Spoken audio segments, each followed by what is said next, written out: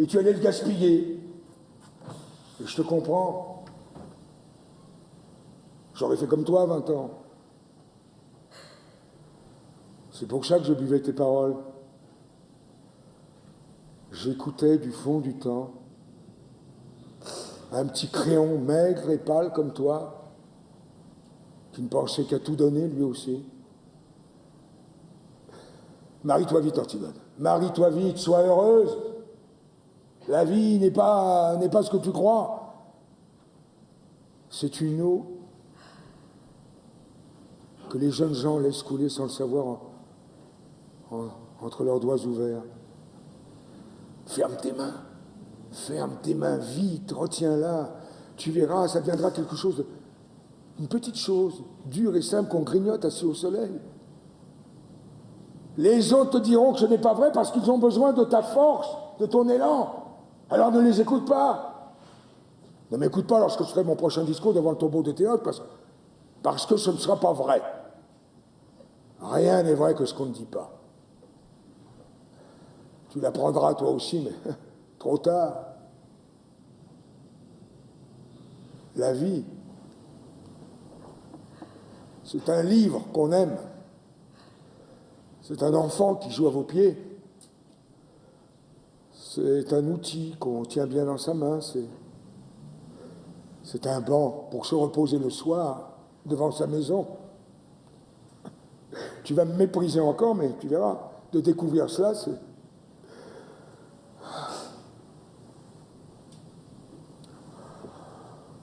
c'est la consolation dérisoire de vieillir. Parce que la vie, ce n'est peut-être tout de même que le bonheur.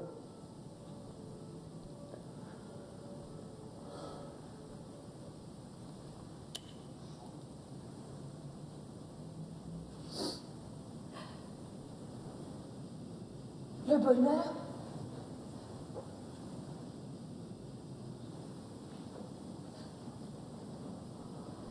Un pauvre mot, hein. Et quel sera-t-il, mon bonheur?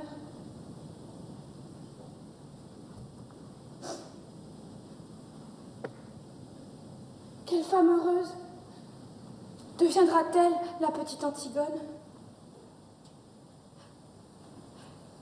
Quelle pauvreté faudra-t-il qu'elle fasse, elle aussi, jour par jour, pour arracher avec ses dents son petit lambeau de bonheur? Dites, à qui devra-t-elle mentir? À qui sourire? À qui se vendre? Qui devra-t-elle laisser mourir en détournant le regard? Mais tu es folle! Tais-toi! Non, je ne me tairai pas! Je veux savoir comment je m'y prendrai, moi aussi, pour être heureuse. Et tout de suite, puisque c'est tout de suite qu'il faut choisir. Vous dites que c'est si beau, la vie. Je veux savoir comment je m'y prendrai pour vivre. Tu aimes Aimon. Oui, j'aime Aimon. J'aime un Aimon dur et jeune. Un Aimon exigeant et fidèle comme moi.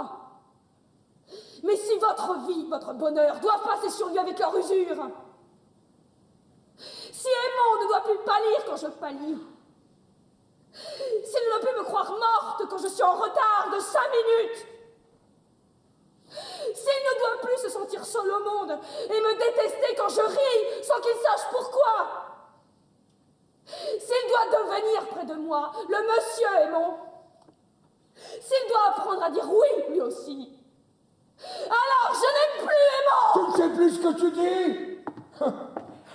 Tais-toi. Oh, si je sais ce que je dis. Seulement c'est vous qui ne m'entendez plus. Je vous parle de trop loin maintenant.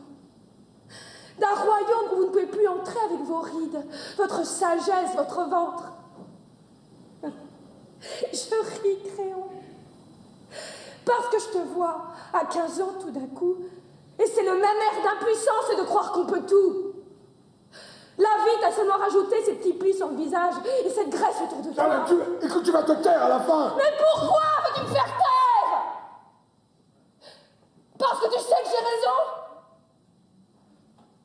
Tu crois que je ne le vois pas dans tes yeux, que tu le sais? Tu sais que j'ai raison. Mais tu ne l'avoueras jamais parce que tu es en train de défendre ton bonheur en ce moment, comme un os. Oui, le tien, et le mien. Imbécile.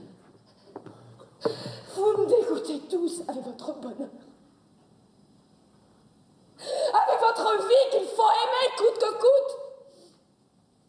On dirait des chiens qui lèchent tout ce qu'ils trouvent. Et cette petite chance pour tous les jours, si on n'est pas trop exigeant. Mais moi, je veux tout. Et tout de suite.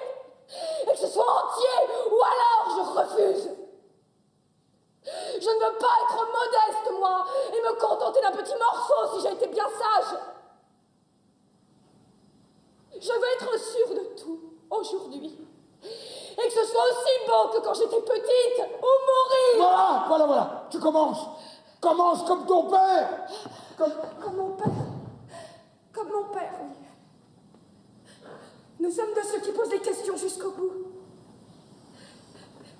Jusqu'à ce qu'il ne reste plus la plus petite chance d'espoir vivante. La plus petite chance d'espoir à étrangler. Nous sommes de ceux qui lui sautent dessus quand ils rencontrent votre espoir. Votre cher espoir. Votre sale espoir. Et toi? Mais si tu voyais ta tête, en criant ces mots. Mais tu es laide.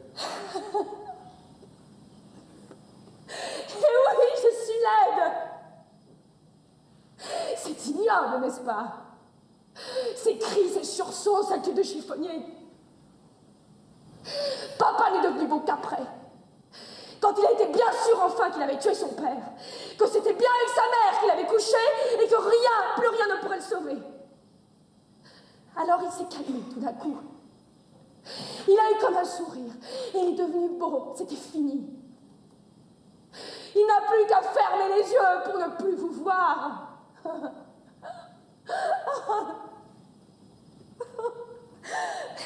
vos têtes. Vos pauvres têtes de candidats au bonheur. Mais c'est vous qui êtes laids. Même les plus beaux. Vous avez tous quelque chose de laid au coin de l'œil ou de la bouche.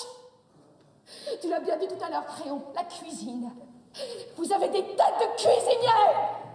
Je t'ordonne de te taire maintenant, tu entends?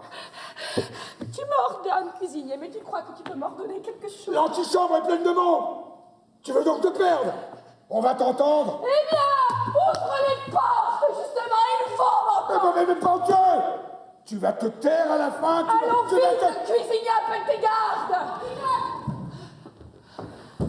Qu'est-ce que tu veux, toi aussi?